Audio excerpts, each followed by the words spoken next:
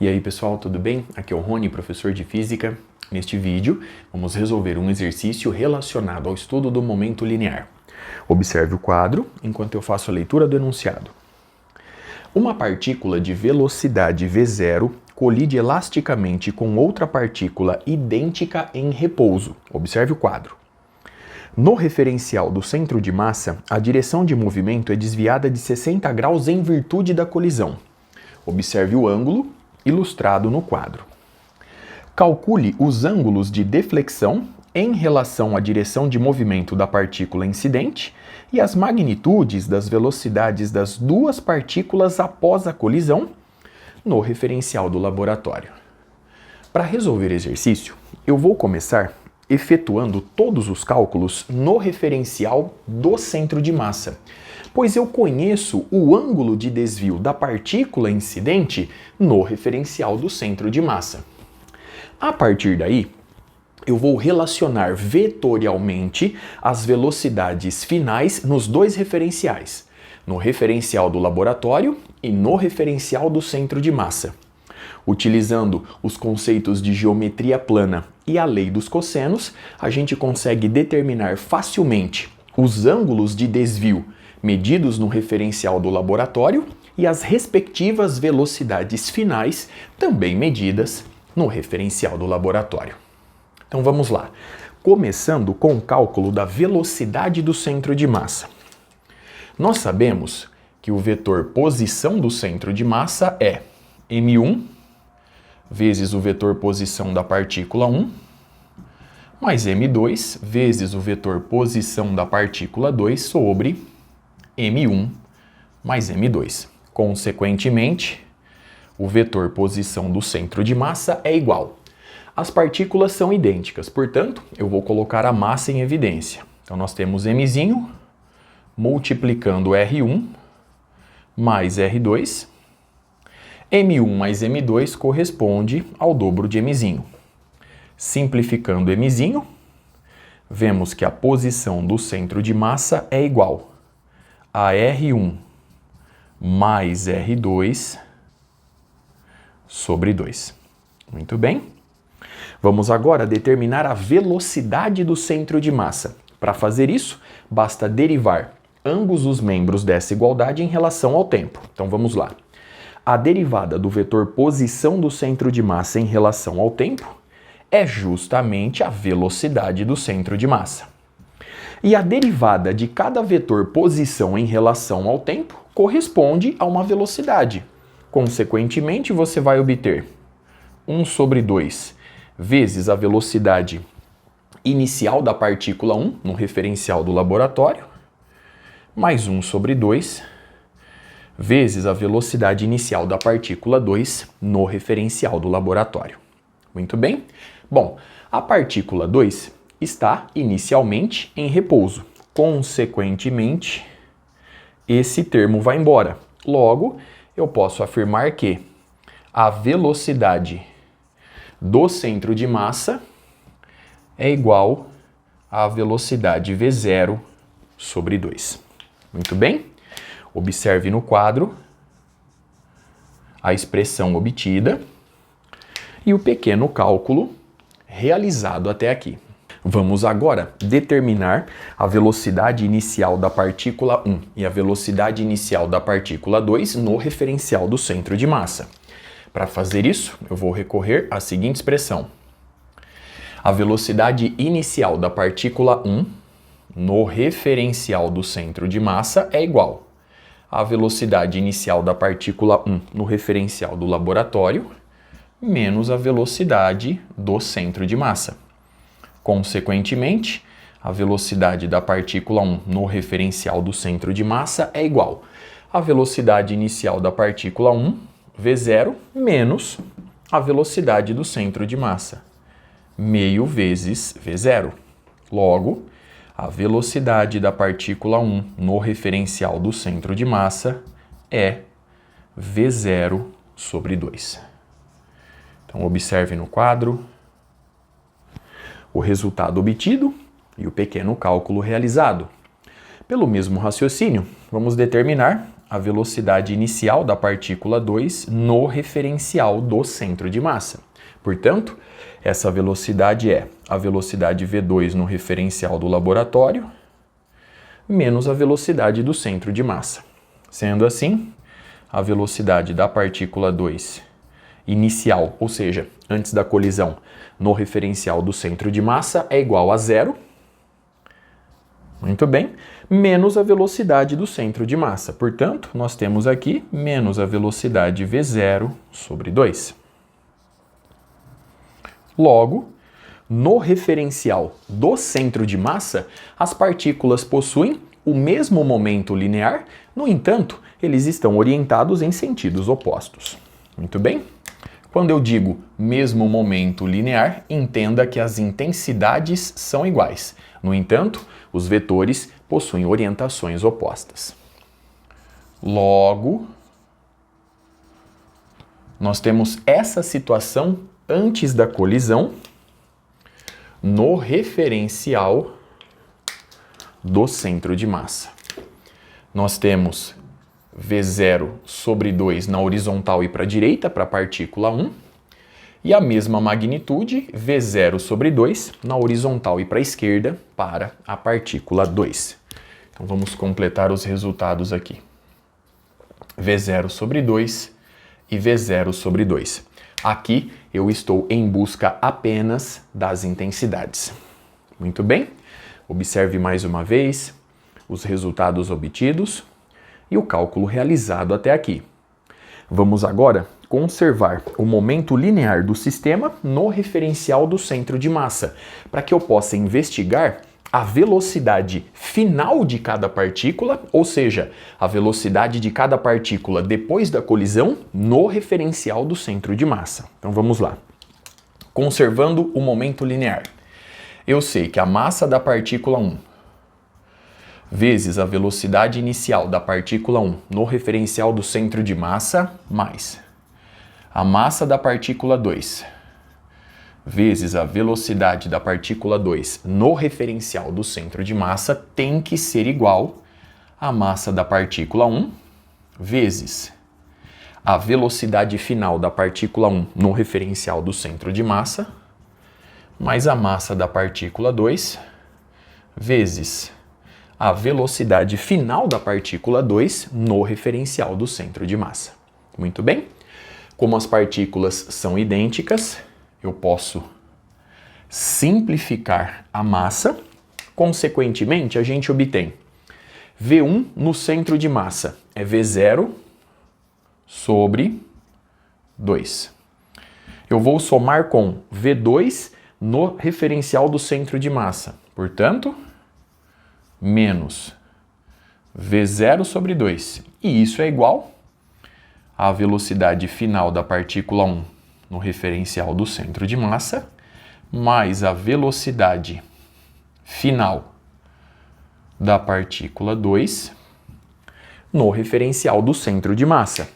Essa soma é nula. Portanto, eu posso afirmar que a velocidade final da partícula 1 no referencial do centro de massa mais a velocidade final da partícula 2 no referencial do centro de massa é igual a 0. Consequentemente, essas velocidades possuem a mesma magnitude, possuem a mesma direção, no entanto, sentidos opostos. Logo, eu posso afirmar que a velocidade final da partícula 1 no referencial do centro de massa é igual ao negativo da velocidade final da partícula 2 no referencial do centro de massa. Observe no quadro o resultado obtido e o pequeno cálculo realizado até aqui. Logo, nós podemos afirmar, a partir deste resultado, que, depois da colisão no referencial do centro de massa, as partículas possuem velocidades de mesma magnitude, de mesma direção, no entanto, em sentidos opostos. Logo, a velocidade da partícula 1 é V0 sobre 2, formando um ângulo de 60 graus com a horizontal, conforme eu ilustro no quadro, e a velocidade da partícula 2, a sua magnitude, também é V0 sobre 2, no entanto, formando um ângulo de 120 graus com a horizontal.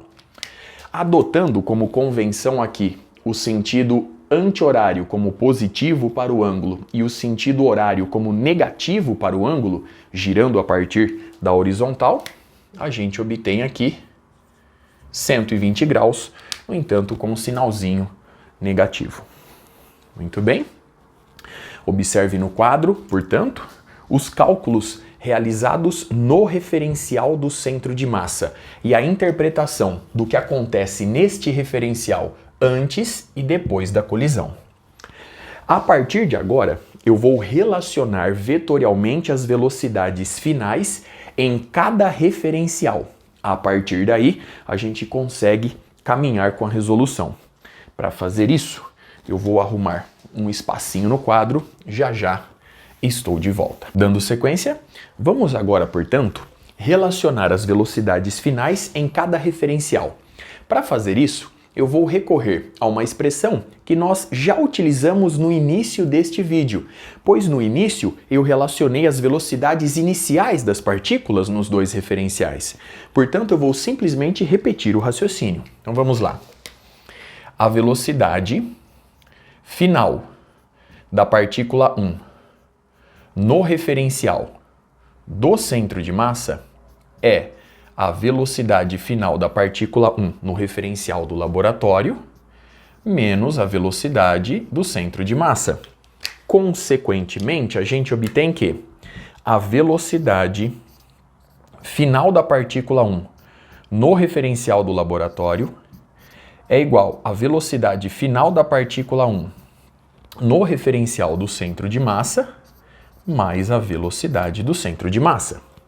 Aplicando o mesmo raciocínio para a partícula 2, você vai obter a expressão: a velocidade final da partícula 2 no referencial do laboratório é igual à velocidade final da partícula 2 no referencial do centro de massa mais a velocidade do centro de massa. Então, observe no quadro as expressões obtidas. Agora, vamos transformar essas duas expressões em um desenho geométrico. Então, vamos lá. Eu vou construir aqui a direção horizontal, inicialmente. Então, imagine aqui a direção horizontal. Vamos começar, portanto, com a primeira igualdade. Perceba o seguinte: eu vou desenhar inicialmente a velocidade final da partícula 1 no referencial do centro de massa, que é justamente V0 sobre 2. Então vamos lá. Essa velocidade está orientada nessa direção e sentido. Muito bem? Portanto, nós temos aqui V1' no referencial do centro de massa. A velocidade do centro de massa se conserva. Nós temos aqui um sistema isolado. Ela é V0 sobre 2. Portanto, eu vou tentar manter aproximadamente o mesmo tamanho, a mesma magnitude.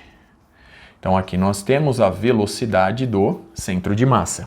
Consequentemente, a velocidade final da partícula 1 no referencial do laboratório é a resultante.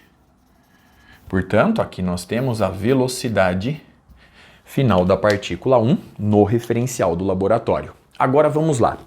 Perceba que esse ângulo aqui é igual a 60 graus. Então, esse ângulo todinho corresponde a 60 graus. Muito bem? Agora, note o seguinte.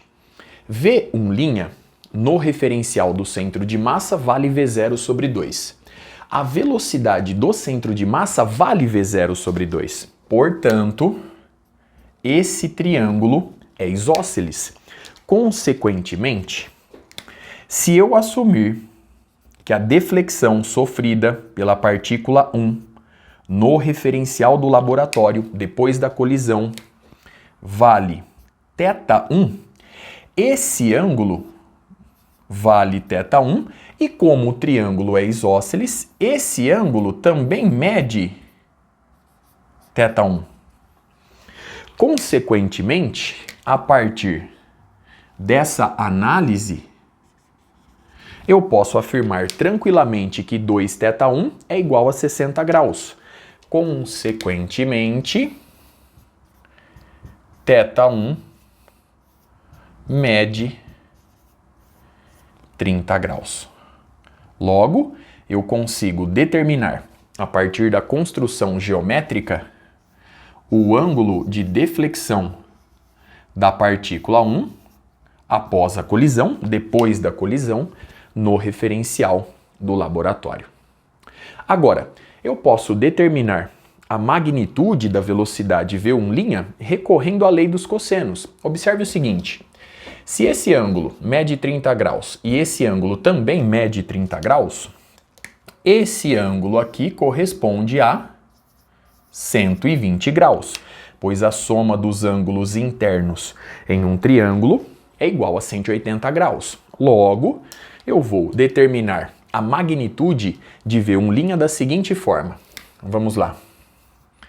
V1' ao quadrado, muito bem, é igual a V0 sobre 2 ao quadrado, e, portanto, V0 ao quadrado sobre 4, mais V0 sobre 2 ao quadrado, ou seja, V0 ao quadrado sobre 4, menos 2 vezes V0 sobre 2 vezes V0 sobre 2, portanto, menos 2 vezes V0 ao quadrado sobre 4, vezes o cosseno de 120 graus. Observe bem isso.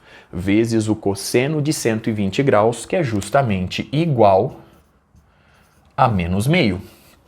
Logo, V1' ao quadrado eu vou simplificar aqui o número 2, aqui surge uma soma, portanto eu tenho 3V0 elevado ao quadrado sobre 4, logo, V1', a velocidade final adquirida pela partícula 1 no referencial do laboratório, é a raiz quadrada dessa fração. Logo, nós temos V0 raiz de 3 sobre 4.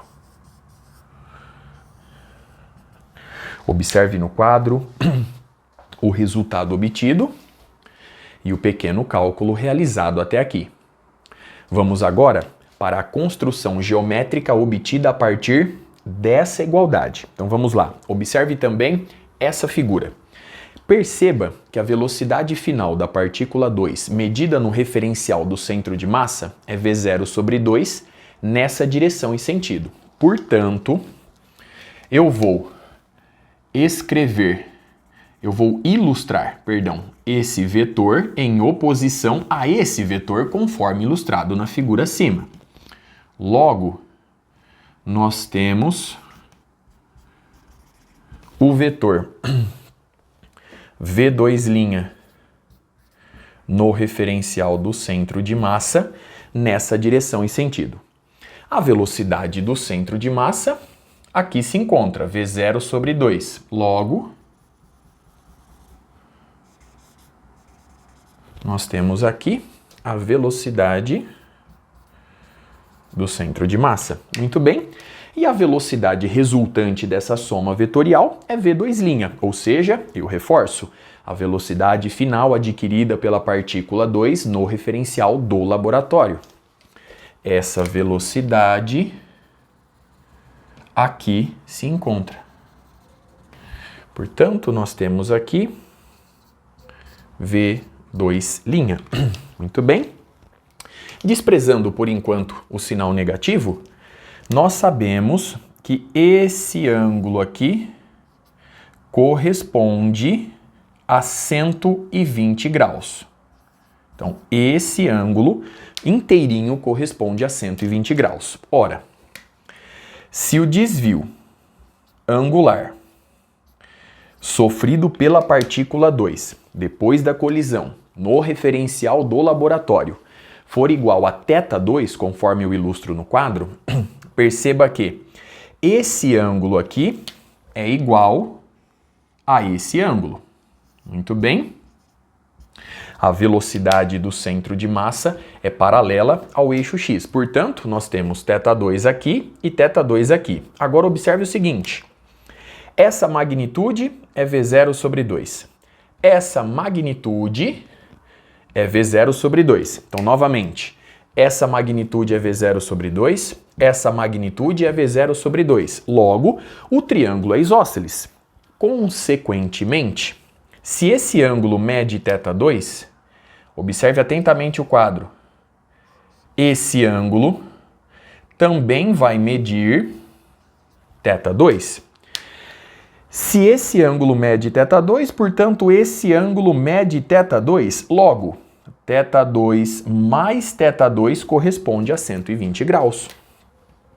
Então, θ2 mais θ2, ou seja, 2θ2, corresponde a 120 graus. Sendo assim, θ2 é igual a 60 graus. Logo, eu reforço, o desvio angular sofrido pela partícula 2 no referencial do laboratório depois da colisão corresponde a 60 graus. Agora, retomando aquela convenção, como eu estou girando no sentido anti-horário, eu vou colocar um sinalzinho de menos aqui. Muito bem?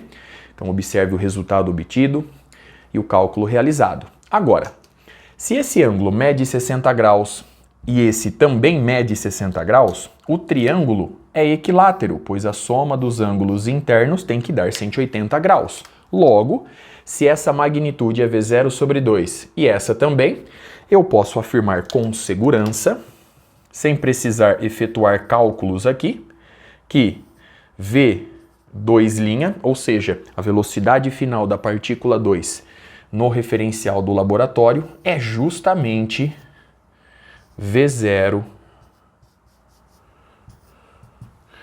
sobre 2. Observe uma última vez os resultados obtidos, a construção realizada. Com isso, eu encerro este vídeo. Até a próxima.